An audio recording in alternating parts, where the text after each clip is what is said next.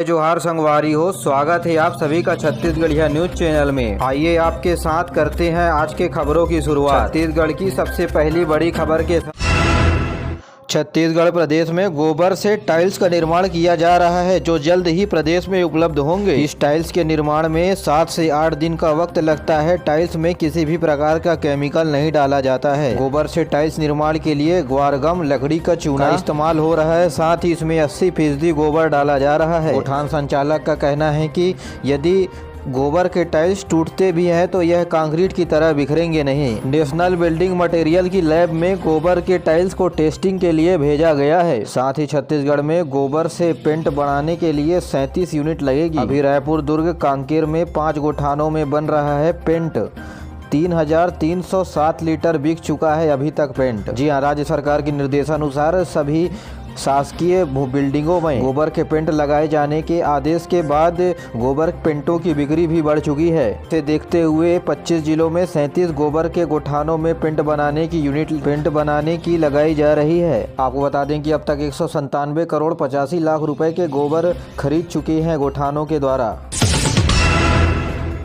10 रुपए के सिक्के नहीं लेने पर दर्ज होगा केस। जी हाँ, रायपुर में नहीं लिए जा रहे हैं 10 रुपए के सिक्के। करीब 6 सालों से 10 रुपए के सिक्के का लेन देन रायपुर में नहीं चलता है। तो वहीं ग्राहकों का कहना है कि कारोबारी सिक्का नहीं लेते हैं। आपको बता दें कि भारतीय रिजर्व बैंक के नियमों के अनुसार कोई कारोबारी 10 रुपए के सिक्के लेने से इनकार करता है और उसकी शिकायत होती है तो राष्ट्रीय मुद्रा का अपमान माना जाएगा और उसके खिलाफ कड़ी कार्यवाही भी प्रशासन की ओर से किया जाएगा।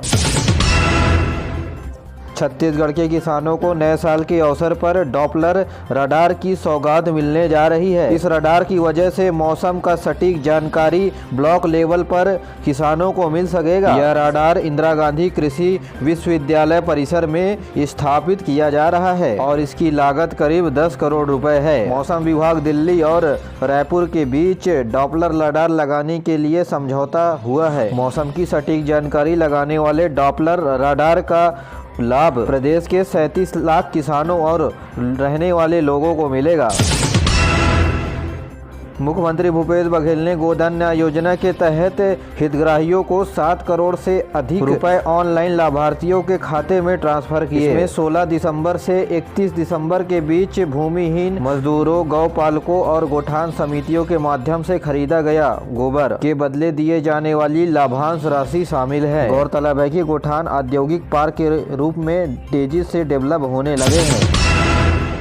सरगुजा जिले में हवाई सेवा शुरू करने के लिए जोरों शोरों से तैयारियां चल रही हैं। जिले के दरिमा स्थित मां महामाया एयरपोर्ट में निर्माण कार्य जारी है। स्वास्थ्य मंत्री टी.एस. सिंहदेव ने एयरपोर्ट पर चल रहे कामों का निरीक्षण कर जायजा लिया। उन्होंने बताया कि बरसात से पहले एयरपोर्ट के सभी काम पूर्ण होने की उम्मीद है। इसके बाद सरगुजा संभाग के लोगों को हवाई सेवा की सुविधा मिलने लगेगी।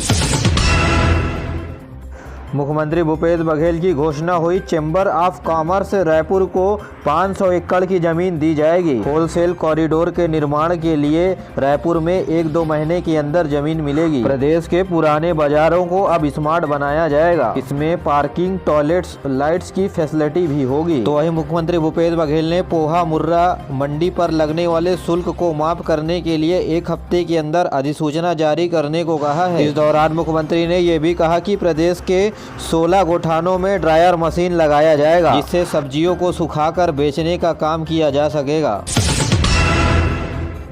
एनीमिया मुक्त भारत में छत्तीसगढ़ देश के 3रे स्थान पर है। अभियान में छोटे बच्चे, गर्भवती महिलाओं को आयरन, फोलिक एसिड टेबलेट देने की वजह से छत्तीसगढ़ को यह उपलब्धि मिला है। इस अभियान के माध्यम से 6 महीने से 19 वर्ष तक के बच्चों को फोलिक एसिड और आयरन की टेबलेट दी जा रही है। तो वहीं गर्भवती महिलाओं को भी इसका लाभ दिया जा रहा है।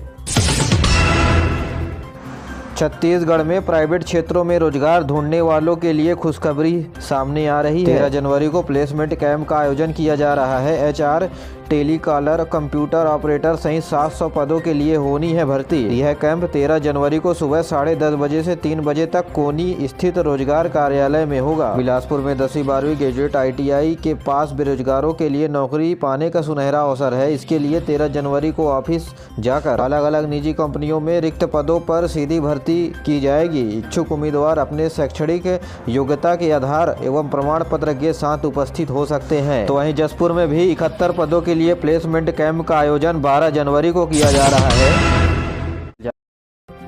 प्रदेश में बेरोजगार युवक और युवतियों के लिए नौकरी पाने का सुनहरा अवसर। जिले के शासकीय हाई स्कूल और हायर सेकेंडरी विद्यालय में होगी अतिथि शिक्षकों की नियुक्ति। नारायणपुर जिला शिक्षा अधिकारी के द्वारा जारी विज्ञप्ति के अनुसार हाई स्कूल हायर सेकेंडरी विद्यालय में व्याख्याता के 61 रिक्त पदों की पूर्ति हेतु अतिथि शिक्षक के रूप में शैक्षणिक व्यवस्था के अंतर्गत अध्यापन कार्य में सेवा लिया जाना है। सेवा लिए जाने की अवधि जनवरी माह 2023 से अप्रैल 2023 होगा, यानी कुल 4 महीने के लिए शिक्षकों की भर्ती की जाएगी। इसके लिए मानदेय 12,000 रुपए प्रति महीना निर्धारित किया गया है और इसकी नियुक्ति नारायणपुर जिले के कुल 27 स्कूलों में होगा। आपको बता दें कि आवेदन की प्रक्रिया 5 जनवरी से शुरू हो गई है। नारायणपुर जिला शिक्षा अधिकारी के पास जाकर आवेदन कर सकते हैं। जरूरी राज्यपाल अनुसुईया उइके ने कहा है कि विधानसभा एक पवित्र सदन है जहां से राज्य के विकास का रास्ता खुलता है। विधानसभा अलंकरण समारोह में उत्कृष्ट विधायक और उत्कृष्ट संसदीय पत्रकार प्रशस्ति पत्र देकर सम्मानित किया गया। खबर के मुताबिक साल 2021 के लिए उत्कृष्ट विधायक के रूप में सत्ता पक्ष के लिए कांग्रेस विधायक संतराम नेताम को प्रशस्ति पत्र दिया गया और विपक्ष से वरिष्ठ विधायक अजय चंद्राकर को चुना गया है। तो वहीं उत्कृष्ट संसदीय पत्रकार के लिए वरिष्ठ घोटे, तो वहीं जुल्फिकार अरेली और कैमरामैन शशिकांत वर्मा को सम्मानित किया गया।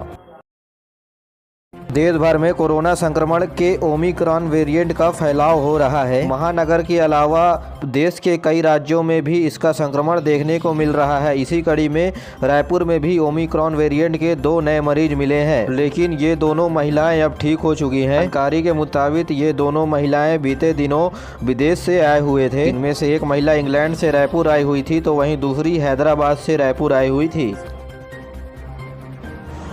प्रदेश के किसानों के द्वारा अपने जमीन के ऊपर पेड़ लगाकर फायदा लेने के उद्देश्य से मुख्यमंत्री भूपेश बघेल ने मुख्यमंत्री वृक्ष संपदा योजना शुरू किया गया है। इसे लागू करने तथा अलग अलग बिंदुओं पर चर्चा करने के लिए वन विभाग की ओर से कार्यशाला आयोजित किया गया। वन विभाग के अधिकारी ने बताया कि किसान को 1 एकड़ जमीन के पीछे पेड़ पौधे लगाने पर 15,000 से 50,000 के बीच मुनाफा हो सकता है। इच्छुक किसान अपने नजदीकी वन मंडल में जाकर रोपण पौधा की जानकारी और जमीन की स्थिति बताते हुए सहमति पत्र दे सकते हैं। 5 एकड़ जमीन में 5,000 पौधे लगाए जाने पर किसानों को 100% अनुदान राशि मिलेगी। वहीं 5 एकड़ से अधिक जमीन पर पौधा लगाए जाने पर 50% का अनुदान राशि दिया जाएगा।